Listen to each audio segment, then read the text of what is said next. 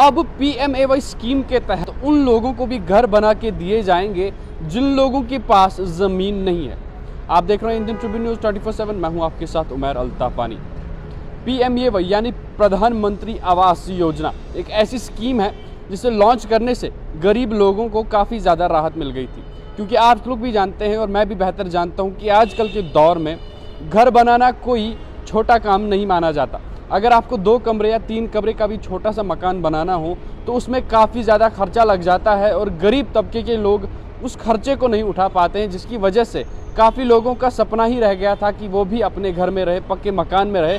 और काफ़ी लोगों के सपने अभी तक पूरे हो चुके हैं, लेकिन अब उन लोगों के भी सपने पूरे होंगे जिनके पास अपनी ज़मीनें नहीं हैं। इससे पहले PMAY का एक शेड्यूल हुआ करता था, एक रूल हुआ करता था।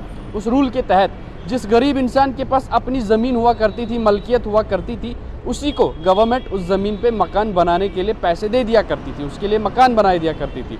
लेकिन उन लोगों के लिए कोई स्कीम नहीं थी जिन लोगों के पास ज़मीन नहीं होती थी, क्योंकि इसमें एक रूल था, जब तक आपके पास अपनी ज़मीन नहीं है तब तक आप PMAY अवेल नहीं कर सकते, आप इस स्कीम का फ़ायदा नहीं ले सकते।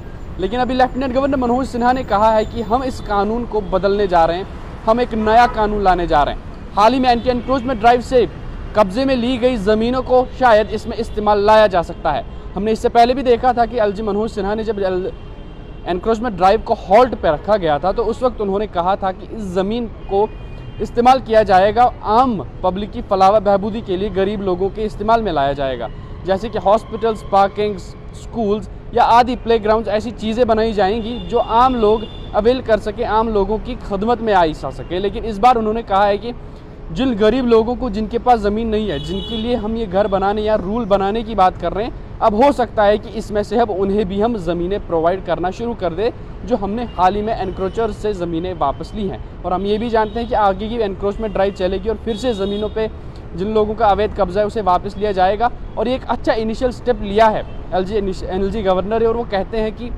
मैं बाहर का हूँ, मैं यहाँ का लेफ्टिनेंट गवर्नर हूँ, ना तो मुझे यहाँ पे इलेक्शन लड़ना है, ना ही मुझे कोई पॉलिटिक्स चाहिए, बट जो हकीकत है मैं उस चीज़ से नज़रें नहीं चुरा सकता।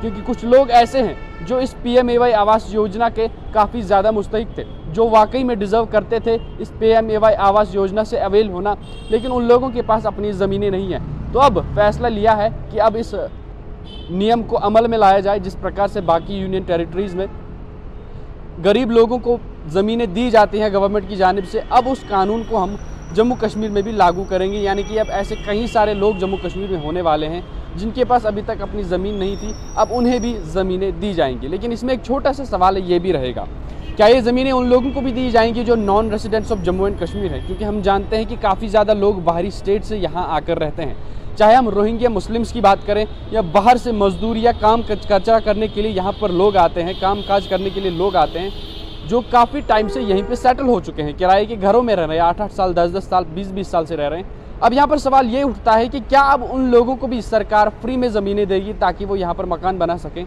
या फिर जम्मू कश्मीर के आम लोगों के लिए ही ये स्कीम लगाई जाएगी, ये स्कीम उनके लिए ही खाली अवेल की जाएगी? ये एक देखने वाली बात होगी। लेकिन अगर बात करें फाइनेंशियल ईयर 2023 और 2024 जो कि अगले साल मार्च में एंड होने वाला है, तो एक स्कीम के तहत 40,000 नए घर बनाए जाएंगे उन लोगों के लिए PMAY आवास योजना के तहत जो लोग डिज़र्व करते हैं। एंड ये कहना है लेफ्टिनेंट गवर्नर मनोज सिन्हा का। उन्होंने ये भी कहा है कि इस लॉ का जम्मू कश्मीर में इम्प्लीमेंट होना काफ़ी ज़्यादा ज़रूरी है, क्योंकि इसके बगैर PMAY आवास योजना फीकी रह जाती है। क्योंकि वाकई में जो लोग डिज़र्व करते हैं, जो घर डिज़र्व करते हैं, उन लोगों के पास ज़मीनें भी नहीं है।